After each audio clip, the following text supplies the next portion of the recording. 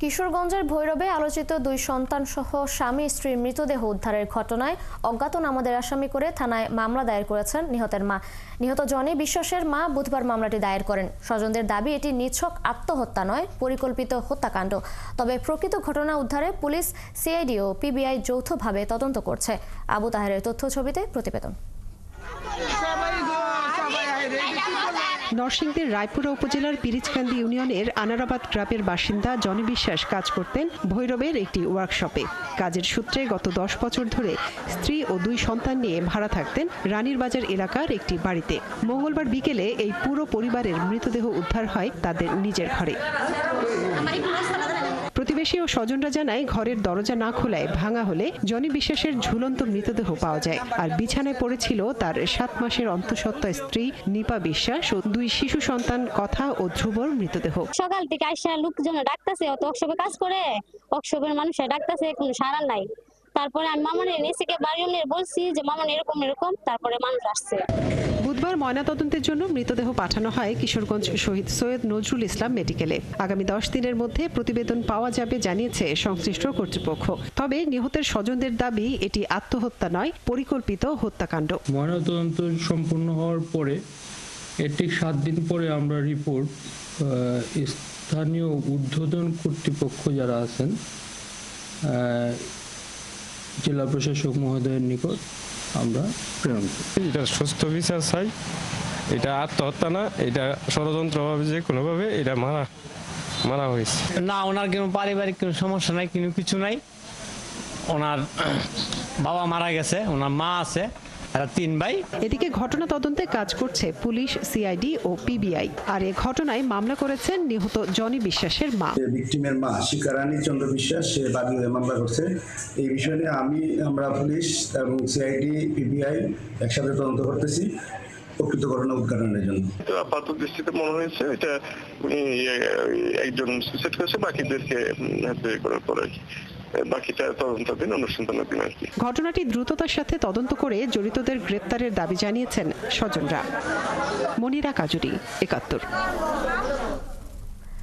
এই ঘটনার সবশেষ তথ্য জানাতে কিশোরগঞ্জ থেকে যুক্ত হচ্ছেন সহকর্মী আবু তাহের। তাহের, স্বজনরা তো অভিযোগ করেছেন এটি হত্যাকাণ্ড। পুলিশ কি কোনো ধরনের তথ্য বের করতে পেরেছে? আর কেনই বা এটি হত্যাকাণ্ড দাবি করা হচ্ছে? তৃষা, আমি আপনাকে যেটি জানাতে চাই যে আসলে ঘটনাটা একটি মর্মান্তিক ঘটনা ঘটেছে। এখানে পরিবারের পক্ষ থেকে বলা হচ্ছে যে এটা পরিকল্পিত হত্যাকাণ্ড, এবং বিভিন্ন মাধ্যমে কিন্তু এই 4 জনের মরদেহ উদ্ধারের পর বিভিন্ন মাধ্যমে কিন্তু খবর বেরিয়েছে যে তাদের মধ্যে পারিবারিক ঝামেলা ছিল, তারা ঋণগ্রস্ত ছিল। কিন্তু পরিবারের লোকজন এবং স্বজনরা জানিয়েছেন যে তারা আসলে সুখী পরিবার ছিল এবং তাদের মধ্যে অর্থনৈতিক কোনো ঝামেলাও ছিল না। তাহলে এই ঘটনাটা কেন ঘটল?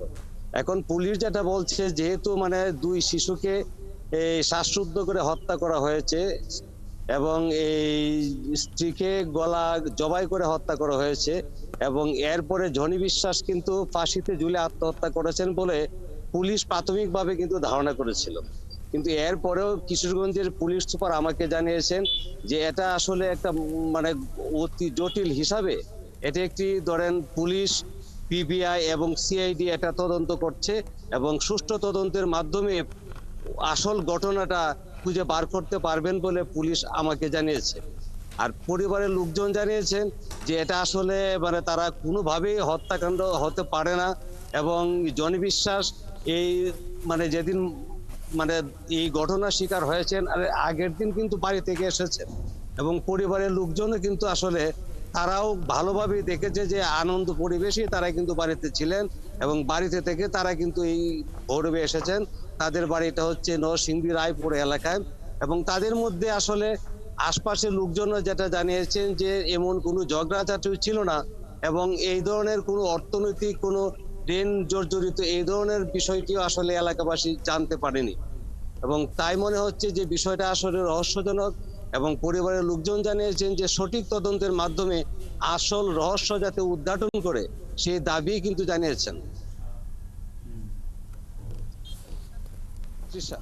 তাহের, আপনি আছেন কিশোরগঞ্জে, থাকবেন, খোঁজখবর রাখবেন। পরবর্তীতে আমরা আবার আপনার সাথে যুক্ত হব।